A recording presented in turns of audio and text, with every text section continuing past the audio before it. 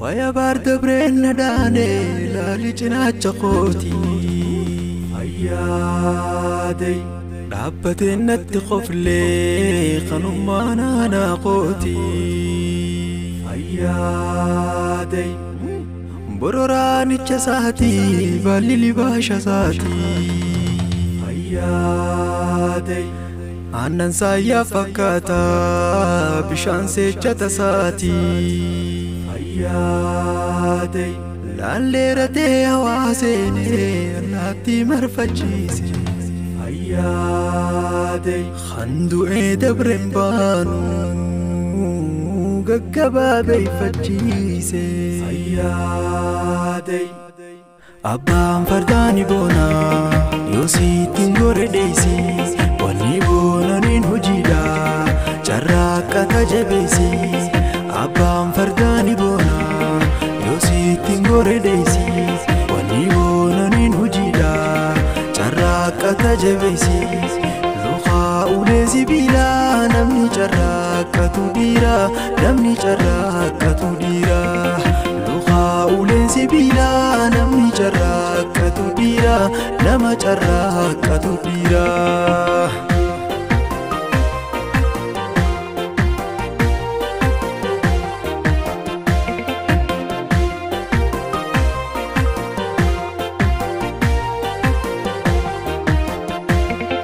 ilmi abbaan carraaqata qajeela gandandeyne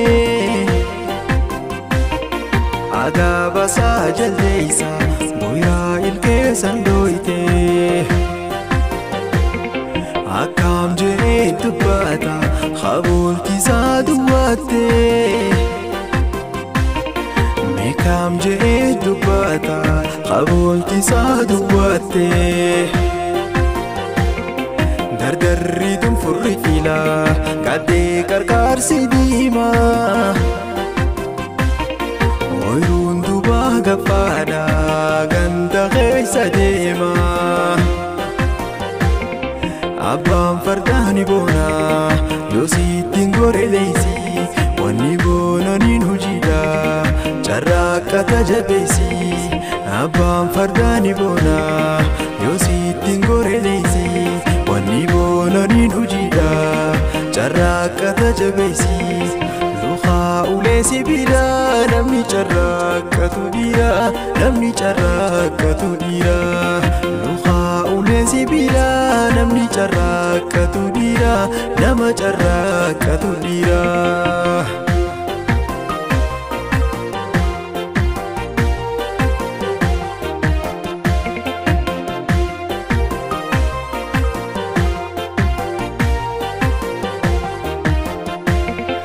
Agai fatara sati bai bakni la hagana khanka abe agade uda dabe kamana dare mo boronoru galira muamune guya kali gabroda anale walinane dongore kartamure agafe gadhaboke gurban irren kusanne hadare hadarnake abbaan fardani bona yoosittiin gore deeysi wanni bona nin hujida carraaqqata jabeesi abbaan fardani bona yoosittiin gore deeysi wanni bona nin hujida carraaqqata jabeesi lukhaa ulee sibiila namni carraaqqatu dhiira namni carraaqqatu dhiira lukhaa ulee sibiila namni carraaqqatu dhiira nama carraaqqatu dhiira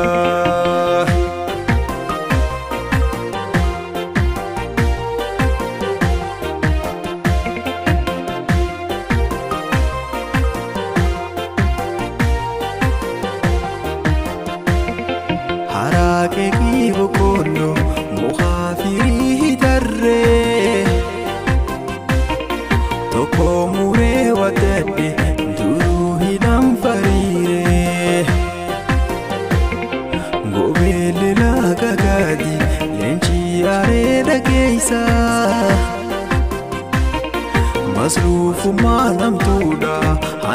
tutti ba'eessa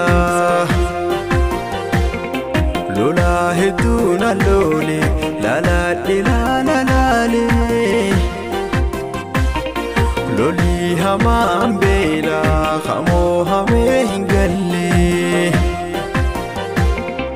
abbaan fardaani boona yoo sittiin gore deessi wanni boonaniin hojiidha carraaqqata jabeessi abbaan fardaani boona yoo sittiin gore deessi wanni boonaniin hojiidha carraaqqata jabeessi luqaa ulee sibiila namni carraaqqatu dhiira namni carraaqqatu dhiira luqaa ulee sibiila namni carraaqqatu dhiira namni carraaqqatu dhiira. Yaa qonnaan bulaa oomishtummaa cimsuu horsiisaan cinatti yaa qonnaan bulaa hundumaaf gammadoo qonnaa ammayyaati yaa qonnaan bulaa kilaastaraan cimuun madda qaroomooti yaa qonnaan bulaa ittiin galma keenyaa gurmuu tokkummaati yaa qonnaan bulaa. Godina Harargee Bahaa aanaa Meettaatti rakkoowwan jijjiirama qilleensaatiin wal qabate hir'isuudhaaf hojii bal'aan hojjetamaa jiraachuun ni beekama. Akkasumatti gammoojjii babal'achaa jiru hir'isuudhaaf akka aanaa Meettaatti ardoota 42 qaban keessatti sulula ji'a 2 akka hojjetamu kannanii hojii qabatamaatti galuu dubbatan. Bulchaan bulchiinsa aanaa Meettaa obbo Muhammad Jamal. Yoo akkuma beekamu mootummaan keenya imaamataa fi tarsiimoo misooma sululaa gabbuusee rakkoowwan jijjiirama qilleensaatii wajjin wal qabatan waggoottan dabre keessatti furuudhaaf hojii bal'aa hojjechaa jira. Bara kanas akkuma waggoottan dabranii sanitti gammoojjummaa babal'achaa jiru kana ittisuudhaaf akka aanaa Meettaatti ardoota 42 qabnu keessatti hojii misooma sululaa ji'a 2 akka hojjetamu kallattii kanneen hojii qabatamattis gallee jira. Kallattii kanname kanaanis uummanni keenya amantaa guutuudhaan fudhatee hojii misooma sululaa faayidaa inni qabu sirnaan hubatee jijjiirama qilleensaa karaa guutuutiin dandamachuu kan dandeenyu oomishaa fi oomishtummaan keenya dabaluu kan danda'u hojii misooma sululaa karaa guutuutiin yoo hojjanne karaa joonsaniin hojii qabatamatti galanii akka aanaa Meettaatti hojii daagaa hidhuudhaa daagota gosa garaagaraa daaga biyyeedhaa daaga dhagaa fi biyyeedhaa akkaatuma saniin hojii itti kanname karaa guutuutiin parsantaa 100 oliin ardoota hunda keessatti karaa milkaa'ina qabuun hojjetamaa ture jechuudha. Istiraakcharoota bishaan qusatanis akkasuma xiyyeeffannootti kannanii kan daandii lolaa ittisu kan daandii lolaa dabarsu karaa milkaa'ina qabuun dhugaa dubbachuuf taanaan hojiin amanuuf nama rakkisu parsantaa 100 oliin ardoota hunda keessatti hojjetamaa kan ture jechuudha. Uummanni keenyaas hojii kanarratti dhiiraa fi dhalaadhaanis hirmaatanii dargaggeessaanis manguddoonis asirratti argamanii beelonni fi dheebonni osoo hin jiin aduu gartan tana keessatti dalaganii obsaan hojii misooma sululaa immoo hojii bu'aa nuuf qabu jee uummanni keenya waan beekuuf mataanuu harifeensa hin qabnee fi harifeensa qabu yoo dhadhaa karra kaan ta'e jiidha karra kaan ta'e walqixaa miti. Irraa kutaa waan ta'eef harifeensa hin qabne kun akka bishaan asii qabatee gaarri kun maddi keenyalleen akka gama jalaatiin nu gabbatu godhuudhaaf uummanni keenyaas kana tolchee duraanis waan beekuuf ogummaa qaban waan ta'eef duraan dursee uummata kana hojjetes galata guddaa galatoonfachuu barbaada. Nutilleen amma akkanatti hojiin hojjenne dhufanii nu ilaaluudhaaf hedduudha nu mirqaanseesi hedduudha nu jajjabeesse. Yoo rabbiin keenya jee amma fuula dura hanga irraa kana caalaa egaa ni hojjennaa jechuu barbaadeeti.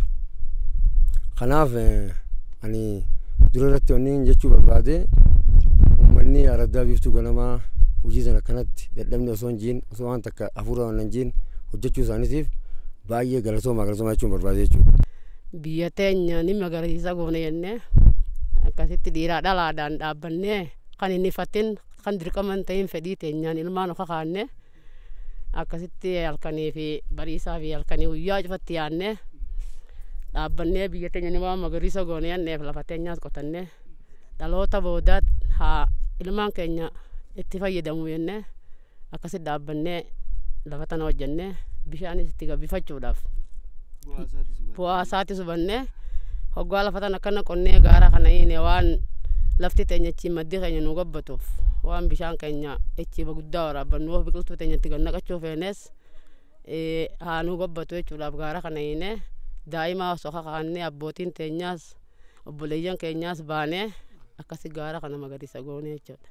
Akka gaaritti biyya teenyaa hidhannee qabsoofnee irratti baanee ganaa'u akka biyya yaatee nu duraan dhumne abdii qabnaa jechuun fuula dura biqiltuu adda addaatis waan adda addaatis bunaa fi kanallee achi keessa dhaabbannee waan gaaddisataa waan horiin nyaatus maangoo paappaayyee fa'aa kana hundaa'u dhaabbanneeti keessa ganaa fuulduraaf karoorsinee jirra akka gaaritti kana booda hidhannee xiqqaa guddaa lafaa kaanee dalagachuu barbaanna akka gaaritti nuti bakkaaf tajjifaa irra deemnee laallee hidhuu qabnaa tanarra jirra nuti. Nuti akkuma beekamu sululli yeroo labsamu guyyaa amajji guyyaa 5 irraa eegallee akka aanaa keenyatti baniinsa taasifannee jechuudha. Achi booda akka aanaatti eessatti hojjechuu qabna, eessaan dalaynaa, eessatti deeggaruu qabna waan ta'edhamu akka aanaatti marii erga gaggeessinee booda sadarkaa araddaatti ogeessa aanaa nama hunda takka ni ramannee sadarkaa araddaa hundatti jechuudha. Sadarkaa zooniitti zoonii jechuun zooniin takka yoo xiqqaate araddaa 6 yookaan 7 hanga 8tti ni qabdi. Ogeessa manaajimentii biiroo keenya ammas sadarkaa zooniitti ni ramannee jechuudha. Kanaaf sadarkaalee jiran kana keessatti qonnaan bulaan keenya araddaalee jiran hunda deeggarsa kennaafii turre jechuudha. Nutis akka carraa ta'ee zoonii kanarraa ka deeggaraa ture ana karee fullee ilaallamee irraa zooniin kun jechuun ka deeggaraa ture nuu jechuudha. Sadarkaa aanaa ogeessi aanaa as jira, hojjetaan misoomaa as jira, deeggarsa guyyaa guyyaatiin qonnaan bulaan ni baha. Qonnaan bulaa bahee kan ammoo deeggarsa ogummaatiin bifa bareedaa amanuun nama dadhabame kanaatiin dadhabee hifadhe osoo hin jedhiin deeggarsa ogummaa kennamee jira jechuudha. Hojii misooma sululaa kana adoo'ee dirqamaanis hin ta'in jaalalaan bu'aasaa baruudhaan duraanee isa kana waan bu'aan hin qabne seene gaafa duree jammaru beeyne waan kana waan bu'aan hin qabne seene bu'aa san garreeti maddi cufa gabbisuudhaan biyyee dhiqamaa duraan ture asirratti nu hambisuudhaan faayidaa isaa gar arguudhaan fedhiidhaan jechuun xarri takkaa hoggaa ga'e hamileedhaan jennee wal qabnee wal jaallee tokkummaadhaan kaanee hojjechaa ilaan qammaatti as hin geenye jechuudha. Wanni hojii misooma sululaa kana akka qilleensa addunyaa qoraa jiru jijjiiruudhaaf hojii bishaan lafa jalaatii fi lafa keessaa gabbisuudhaaf. Akka uummanni keenya itti hojjete kana kunuunsinee biqiltuu dhaabnee biqiltuu sanillee galmaan geenya. Duraan dursitee milishaa keenyaas hin jenne ijoollee dura ta'e sottanii hin jenne cufti manguddoon jenne dargaggeeyyiin jenne dubartiin jenne nu cufti irratti hirmaannee ni dheebonnan jenne ni beeleyna jenne irratti hirmaannee asiin geenya ammallee ilmoo teenyaattillee ni hojjanna. Duraan dursitanii isinilleen kabajama galatooma. Yaa qonnaan bulaa oomishtummaa cimsuu horsiisaan cinatti. Yaa qonnaan bulaa hundumaaf kan malu qonnaa ammayyaati. Yaa qonnaan bulaa kilaastaraan cimuun madda qaroomooti. Yaa qonnaan bulaa ittiin galma keenyaa gurmuu tokkummaati. Yaa qonnaan bulaa. Hojiin hojjetamaa ture kun hojii nama tokko lamaan hojjetamaa ture miti. Hojii qindoomina hawaasaatiin hojjetaa misoomaa hawaasa bal'aa ogeeyyii sadarkaan jiraniin qooda keessatti fudhatanii hojjetamaa ture akka ta'e sirriitti isinis qaamaan araddaa biiftuu ganamaatii fi odaa caffee keessatti akkuma dheeyitanii qaamaan laaltanii arkitan san hawaasni kun ogeessa akka ta'e qabatamatti hojii itti mul'isanidha jechuudha. Maandisa ogeessa leenjii barate osoo hin taane ogummaadhaan uumamaan qabu akka ta'e bishaan ittisuun akka danda'amu dhiqamiinsa biyyeedhaa ittisuun akka danda'amu hojii hojjetee qabatamaan lafarratti agarsiise akka ta'e qabatamaanis isinis argitanii jirtanii. Kanaaf akka mootummaatti akka bulchaanaatti kabaja guddaatu uummata kanaaf mala kajoosaniin qabaju. Sababni isaa dhiqamiinsi biyyoon ittifamin jijjiiramni qilleensa ammaan tana babal'achaa jiru kun daaga hiinee hojii misooma sululaa hiinee achi keessatti immoo biqiltuu sirnaan dhaabnee kunuunsinee guddisnee jijjiirama qilleensaa kana yoo ittisne malee deemee gammoojjummaan babal'achaa deemu jireenya namaa irrattis qilleensi mijataan ni dhabamaa deema oomishaa fi oomishtummaan keenya gabbu'aa dhufa hogguu san ammoo hongeedhaaf hawaasni saaxilamuutu dhufe jechuudha. Hongee san ittisuudhaaf hojii misooma sululaa qulfiidha karaa joosaniin uummanni keenya amantaa guutuudhaan fudhatee raajii amanuudhaaf nama rakkisu hojjeteeti jira jechuudha. Akka bishaan asi qabatee gaarri kun maddi keenyalleen akka gama jalaatiin nu gabbatu godhuudhaaf uummanni keenyaas kana tolchee duraanis waan beekuuf ogummaadha qaba waan ta'eef duraan dursee uummata kana hojjetes galata guddaa galatoonfachuu barbaada. Itti aansinee immoo ammallee inni kun galmagee osoo hin jiin ammallee maas hojii kana itti fufnee itti deemuudha qabna waan nu hafe ammallee itti deemuudha qabna kan juusan abdiidhaan uummanni keenyaas ammoo waan beekaniif abdiidhaan itti deemnee ni xumurraas jedhanii gana as keessa booltii qonnee biqiltuudhaan waan nu barbaachiftuuf sirriitti irra dachaanee biqiltuu akka qonnuu jechuus ni barbaada. Amma egaa lafti tun daa'imni akkanatti suura kanaa iddoo eegalle booda bishaan lafa sana jala jiru hedduu gabbachuudhaan mul'ate jechuudha. Maddi duraan xixiqqaadha egaa inni gabbate. Galaanni duratti gola deemee biyya miidhaa tures xiqqaatee dhabamee asuma keessatti egaa dhabamuudhaas waa hedduu agarree kanaaf uummanni fedhii isaaniitiif isii sanarraa waa hedduu bu'aa isii waan harkaniif egaa osoo hedduu dirquun barbaanne fedhiidhaan amma waggaa xarri seene egaa inuma akka aadeeffatanii sululli gahee beekan jechuudha. Rasuulleen fuula duroo rabbii haaliqaan taate itti yaanee biyya teenyaa akka isiin galaannee fuudhee biyya biraatti hin dabarsine irratti hirmaannee biqiltuu teenyas keessa daamnee biqila keenyas gabbifachaa gaara keenya hiinee akka biyyeen teenya yaatee galaanneen foonee abdiidhaan abdannee uummata keenyaaf abdachiifnee hawaasa keenyas xiqqaa guddaa karoora qabachiifnee jirra. Hojiileen akka araddaa kanaatti hojjetame daangni dhagaa ni jira, daangni dhagaa fi biyyee ni jira, maayikiroobeeziniin ni jira, kotteen fardaa ni jira jechuudha. Fi hiiriin giboon yookaan lafee cinaachaa kan jedhanillee ni jira jechuudha. Kanaaf bal'ina kanarratti daagaa dhagaa fi biyyee ilaalle toora kiiloomeetira 35 kan hojjetame. Daagaa dhagaa fi biyyee daangni dhagaa toora kiiloomeetira 5 hojjetame. Maayikiroobeeziniin toora 1000 dalagamee jira jechuudha. Maayikiroobeezinii jechuun wantoonni akkana lafeen cinaachaa toora 300 kan hojjetamee jira jechuudha. Daangni biyyee toora kiiloomeetira 10 hojjetamee jira. Kanaaf akka waliigalaa irratti hojiilee asitti milkaa'ina kana galmeessan qonnaan bulaa caasaa bulchaan aanaa jechuudha.